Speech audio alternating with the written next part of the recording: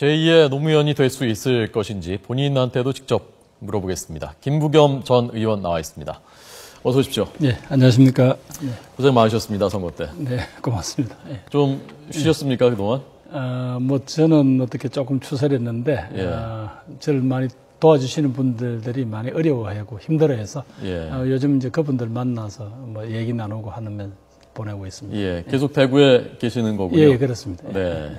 선거 투표하기 전까지, 야, 이번에는 정말 될 수도 있겠다라고 생각을 하셨습니까? 제일 처음에는 뭐 이렇게 좀 어려운 선거를 하고 시작을 했는데 가면 갈수록 우리 대구 시민들의 그동안 가슴 속에 이 엉어리진 것들이 많더라고요. 그게 자꾸 이제 터져 나오면서 이거 이 상승세가 폭발까지 하면 선거혁명이 일어날 수도 있겠구나라는 생각을 했습니다. 그러나 뭐 제가 이제 선거를 많이 치러봤기 때문에 이런 열광과 지지하고 또 투표 사이에는 또 약간 거리가 있다는 것 정도는 늘 염두에 두고 선거를 했습니다. 예. 그게 폭발까지 했으면 그야말로 이제 큰 이변이 연출됐을 텐데 폭발까지 하지 못한 것은 뭐 이유가 무엇이라고 분석하셨습니까? 예전에 이제 아직까지 이제 저에 대한 아직까지 이제 조금 더 지켜보시는 것 같고요. 또 하나는 아마 제가 속한 이 야당에 대해서 아직까지 대구시정 자체를 맡기기에는 아직은 조금 불안해하시는 그런 또 있는 것 같고 또 마지막에는 혹시 아직도 임기 초반인데 박근혜 대통령에 대해서 큰 부담이 되지 않겠냐는 또 이런 걱정도 하시더라고요. 혹시 무소속으로 나오셨으면은 되실 수도 있지 않았을까요, 이번에? 그럼 많은 분들이 이제 무소속으로 나오면 당신을 좋아하지만 그 승리가 당신이 이기면 그게 말하자면 야당이 잘해서 이긴 줄 알 테니까 그런 어떤 부담이 없으니까 표를 줄여줄 수 있겠다는 분들이 많으셨습니다. 그러나 이제 제가 늘 드리는 말이지만 제가 정치만 해온 사람인데 또 부산에 예를 들면 우리 부산의 후보 그분은 이제 말하자면 오거돈 후보 넣으면 행정을 하신 분이니까 이 정당의 당적이라는 게 그분한테 중요하지 않을 수 있지만 저는 그럴 수는 없잖아요. 저는 정치만 해온 사람인데 일종의 그런 편법을 쓰면 시민들한테 대한 예의도 아니고 또 제가 어차피 대구에 와서 정치를 하는 거는 결국 한번 이 지역주의라는 거 한번 시민 손으로 한번 깨어보자라는 그래서 제가 그 작은 기회라도 하겠다고 왔는데 그 편법을 쓰는 건 옳지 않다고 생각해서 이제 버텼습니다. 뭐 많은 분들이 아쉽다고 하는 게 그 부분이죠. 박근혜 대통령이 위기에 처하면 안 되지 않느냐라는 그 대구 시민들의 마음이 아마도 마지막에 판세에 영향을 줬을 것 같다고 하셨는데 김 후보님께서도 박근혜 마케팅을 하시지 않았습니까? 박근혜 대통령하고 같이 찍은 사진 현수막에 있었고요. 실제로 친하신가요? 친하시기는? 뭐 저는 친하다고 생각하는데 본인한테 뭐 여쭤보진 않았으니까 알 수는 없지만 언제 친해지셨죠? 그건 뭐 같이 동료 의원 생활도 했고요. 또 개인적으로 이제 그 동생 되시는 박지만 씨 결혼식 때 어쩌다 보니까 당시에 이제 우리 여권 당신 저희들이 여권이었는데 여권 인사 중에서는 제가 유일하게 하객으로 이제 참석한 적도 있고 뭐 이런 개인적인 어떤 그런 연연이 있습니다. 후보님 저 사진은 어떤 그 상황이었습니까? 저게 지금 어떤 상황이에요? 저 부분은 제가 국회 교육과기술위원장을 할 때 그 대구 달성군에 있는 바로 이제 당시 박근혜 국회의원님의 지역구죠. 거기서 있었던 디지스터 대구 경북과학기술원 기공식 때 있던 사진인데 아마 옆에서 제가 조금 편하신지 그때 농담을 좀 주고받는 그런 장면이었던 것 같고요. 그래서 웃으시는 거군요. 그런 이제 마케팅이라고 하는데 결국은 이게 대구 시장 선거입니다. 모든 시민들의 관심은 어떻게 하면 여러 가지 침체에 빠진 대구 경제도 살리고 젊은이들을 위한 일자리도 만들까 관심이 여기 있는데 대통령과 시장이 당이 달라가지고 사사건건 싸운다고 생각하면 이건 뭐 시민들한테 선택의 여지가 없는 이야기입니다.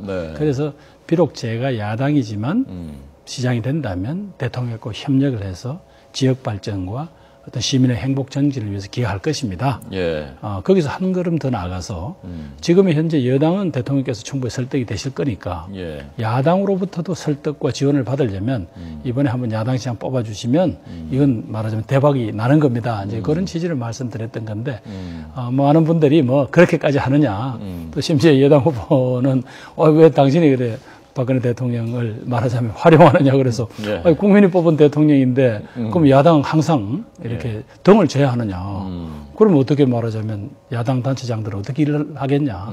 막 그런 취지에서 조금 마지막에는 갈등이 조금 컸던 것 같습니다. 예. 근데 기본적으로는 박근혜 대통령하고 뭐 철학이 다르시지 않습니까, 김 후보님께서? 예, 뭐 많은 부분에서 다른 실을 중앙정부와 지방정부가 뭐 지난 정부 경우에는 4대강 사업 같은 그런 기본 철학이 다르면은 정책에서 충돌할 수밖에 없고, 근데 만약에 되셨다면 그런 상황이 그게 잘 협력이 됐을까요? 기본적으로 단체장의 역할에 대해서 좀 오해를 하시는 게 있는 것 같습니다. 사실은 지금 현재 여야 단체장들이 다 있지만 그분들이 한결같이 내거는 것은 지역의 발전과 지역민의 행복 정진, 삶의 내용을 말하자면 좀 올리겠다는 그런 겁니다. 따라서 여기에는 대통령의 역할과 단체장의 역할이 따로 갈 수는 없습니다. 그건 말하자면 주민들한테 대한 건 예의도 아니고요. 왜냐하면 두 분 다 이 국민들의 위임을 받을 때는 바로 국민의 재산과 생명, 행복을 보장하겠다고 다 결심을 하지 않습니까? 그렇다면 아까 말씀하신 대로 사실 이번 지방자치선거에는 이 정당이 이렇게 정면적으로 부각되는 것 자체가 저는 조금 뭔가 컨셉이 잘못 잡힌 거다. 저는 그래 보는 거죠. 실용이 중요하다는 말씀이군요. 왜냐하면 목표가 뭡니까? 지방자치단체장을 뽑는 목표가 그 지역에 사는 우리 국민들의 삶에 대해서 좀 더 어떻게 하면 좀 낫게 할 것이고 또 일자리를 만들고 이런 문제거든요. 그럼 이 문제를 가지고 자꾸 정치 철학이라든가 여야 진영의 싸움으로 본다는 건 저는 조금 앞뒤가 안 맞는 이야기다. 그런 입장입니다. 대구에서 지난 총선 때도 출마하셨었고요. 그때만 해도 분위기가 뭐 벽치기 유세라고 해서 아파트 벽만 보고 사람들이 잘 안 모여서 그랬다고 들었는데 이번에는 분위기가 굉장히 많이 바뀌긴 바뀌었다면서요. 사람들의 반응이. 그래서 뭐 벽치기는 지금 이번에도 있었습니다만 핵심은 그게 아니고 그때는 야당 후보를 지지하거나 혹은 야당 후보한테 심지어 명함 받는 것조차도 조금 꺼리셨습니다. 2년 전에는. 근데 이번에는 뭐 거침없이 바꿔야 된다 그러고 당신 잘 돼야 된다 그러고 뭐 음료수도 사다 주시고 악수도 하고 사진도 찍자 그러고 그러니까 야당 후보든 여당 후보든 그 후보를 지지하는 것 자체를 두려워하지 않고 표시하시는 것. 그래서 말하자면 시민들이 이 선거 자체를 이렇게 좀 즐기시는 것 같은 그런 분위기는 있었고 또 그 과정에서 당신들의 답답한 마음을 후보자가 조금 대변해주고 이런 걸 가지고 기다리시더라고요. 그런 점에서 분위기가 많이 바뀌어졌습니다. 그럼 아까 대구 시민들한테도 응어리가 있었던 것 같다라고 아까 말씀하셨는데 그 응어리가 구체적으로 어떤 것들이었나요? 오랫동안 정말로 지금의 이제 여당권에 대한 어떤 지원과 사랑을 진짜로 한 30년 동안 해주셨거든요. 일관되게. 또 그 과정에서 또 오랫동안 인내하셔가지고 또 박근혜 정부를 출범시켰고 그런 데 대한 자부심이 있는 대신에 지역은 사실은 많이 어렵습니다. 특히 내륙도시라는 어떤 그런 여러 가지 한계 때문에 그런지 몰라도 이른바 경제 자체가 지금 위축된 지가 지금 한 20년 가까이 돼가고요. 그다음에 젊은이들이 자꾸 1년에 한 10,000명 가까이가 떠나가는 것 같습니다. 그래 놓으니까 도시 자체의 활력이 점점 죽고 있습니다. 그래서 여기에 대해서 뭔가 조금 계기가 될 만한 변화를 기대하고 있는데 아직까지 그런 건 없거든요.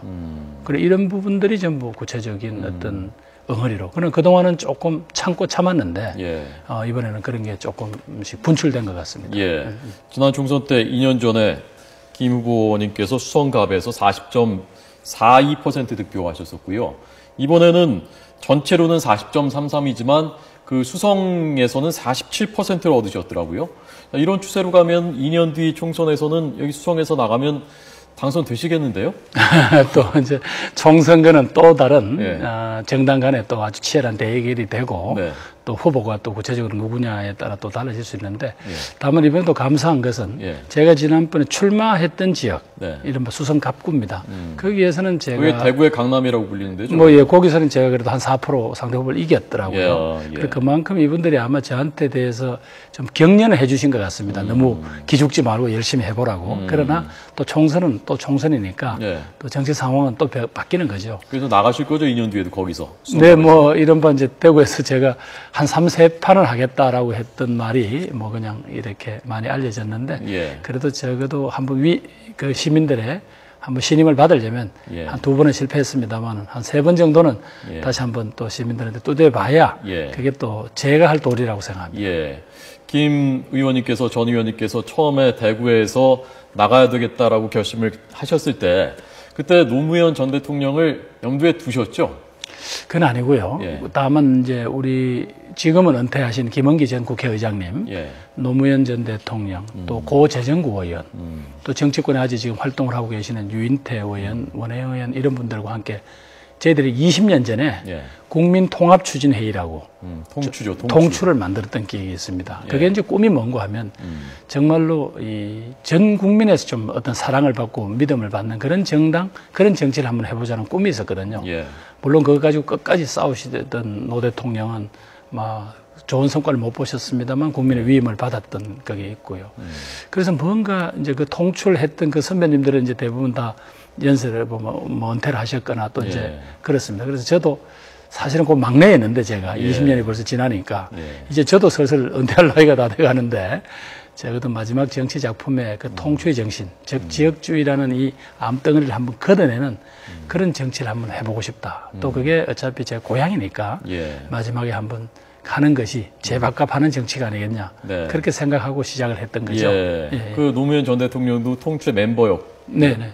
노무현 전 대통령의 모델을 생각을 안 해보신 건 아니죠? 그럴 수 근데 있겠다는 건. 이제 그분은 워낙 이 알곡 같은 분이고요. 예. 문제가 생기면 절대로 피해가는 법이 없죠. 항상 부딪히고 깨어지면서도 밀고 나가는 스타일인데 예. 저는 조금 그런 점에서 조금 모질질 못해요. 좀 그러니까 유하시군요. 늘 돌아가는 편이고 예. 이런 편이라서 예. 아마 이제 그분처럼 그렇게 조금 심지 굳게 나가기는 제가 좀 부족함이 많기 때문에 예. 노무현 모델을 따르는 거 아니냐는 데 대해서 제가 조금 내가 뭐 과찬이신 것 같은데 그건 예. 아직 저한테는 아직 적용되기 어렵다고 말씀드리죠. 예.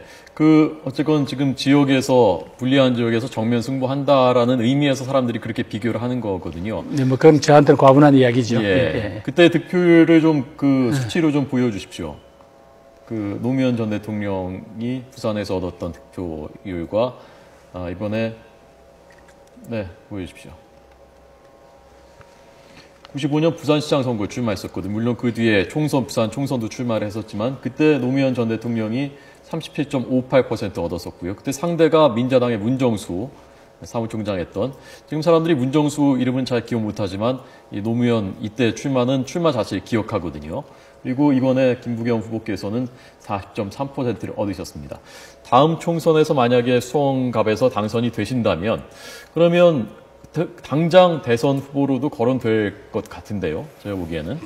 너무 자꾸 이제 과분한 이야기인데요. 예. 그때 아마 노 대통령은 지금보다 훨씬 어려운 상황이었을 겁니다. 예. 그런데도 이제 저 정도 돌파해내셨고, 저는 다음 총선에서 정말 다시 대구 시민들한테 호소를 드리겠지만, 예. 또 아마 호남 지역에서도 이번에 뭐 이정현 전 공보수석이라든가 예. 이런 분들이 다시 저렇게 의미 있는 도전을 해서 저희들이 정말로 손을 잡고 한번 이 마지막 그 지역주의라는 암덩어리에 대해서 한번 부딪혀 보고 싶습니다. 그래서 조금씩 이제 금이 가고는 있는 것 같아요. 예. 아직 깨어지진 않았지만. 근데 그렇게 돼서 이게 한번 국민들의 손으로 이걸 한번 깨어내면 국민들이 알거든요. 예. 이게 사실은 정치인들이 자꾸 만들어내고 이용해 먹은 어떤 그런 감정이고 예. 이건 또 깰 수 있다라는 그런 생각이 있습니다. 물론 이제 그렇게 되면 나머지 사회적인 문화적인 이런 어떤 차별 편견 이런 것들도 많이 거쳐질 겁니다. 예. 그래서 이제 저는 이제 그 역할을 해야 된다고 지금 저는 생각하고 있고요. 예. 뭐 이제 2년 후에 만약에 제가 돌파를 하면 아마 좀 더 의미 있는 정치를 할 수는 있겠죠. 네, 그런 거지. 그걸 당장 자꾸 뭐 대선이라고 연관시키시면 예. 저는 이렇게 표현하는데 아직 쌀을 씻지도 않았는데 네. 자꾸 벌써 소뚜껑 열고 밥이 질다 혹은 뭐 밥이 되다 이런 이야기 하는 것처럼이나 조금 너무 성급한 이야기다. 예. 다만 정치하는 사람한테 그 격려하신다는 뜻으로만 예. 받아들이겠다. 그렇게 말씀하셨습니다. 알겠습니다. 제가 궁금했었던 거 2가지만 더 여쭤보겠습니다. 박정희 컨벤션 센터를 만들겠다 대구에 공약을 하셨었는데 네. 박정희 전 대통령에 대해서 어떻게 평가하십니까? 저는 늘 이제 이 문제가 이번에 많이 참 중간에 제가 논란이 됐던 화제입니다. 예. 저는 물론 박 대통령 시절에 뭐 학교도 잘리고 감옥도 갔다 오고 해서 저도 이제 피해자 주의자 한 사람이죠. 예. 그러나 오랫동안 지켜보니까 이분이 한 18년 동안 대한민국의 책임자셨습니다. 예. 그리고 근대화라는 어떤 과정에서 가장 상징적인 인물이었고요. 그럼 우리가 이제 역사를 봤을 때, 냉정하게 봤을 때, 그럼 그 박정희 대통령이 이끌던 그 시절을 우리가 어떻게 볼 거냐. 예. 그때 모였던 국민 에너지 어떻게 볼 거냐 있거든요. 따라서 정치 지도자들은 다 공과 가가 있기 마련이고, 저는 뭐 공이 더 큰 분이다 이렇게 판단합니다. 예. 또 그리고 제가 봤을 때 이 지역주의가 이렇게 계속 진영을 갈라놓고 이렇게 싸움을 하는 근저에도 보면 사실은 이 산업화 세력과 민주화 세력 간에 일종의 자존심 다툼이라 할까 또 이런 게 있는 것 같아요. 그런데 언제까지나 이렇게 갈 수는 없거든요. 그래서 저는 그 대구 시민들의 좀 자부심으로 남아있는 박 대통령에 대한 어떤 자부심, 고마움 같은 거 하고 그다음에 이제 광주 호남, 또 민주화, 뭐 김대중 컨벤션 센터 이런 쪽하고 서로 교류하고 서로를 말하자면 이해할 수 있는 그런 첫 광장이 필요하다. 이 광장이었거든요. 자기들의 자부심을 자랑하고 외칠 수 있는 광장이 있으면 남들, 자기하고 다른 것에 대해서도 존중하게 될 거다. 그런 점에서 말하자면 첫 단추를 이렇게 박정희 컨벤션 센터로 하고 그 자부심을 우리가 역사에서 살리자. 그리고 정치 지도자이니까 공은 칭찬하고 과는 또 비판할 수 있는 그랬을 때 아마 양지역민을 둘러싸는 여러 가지 정치인들에 의해서 불필요하게 과장된 지역주의, 지역감정 이런 부분도 상당히 녹여낼 거다.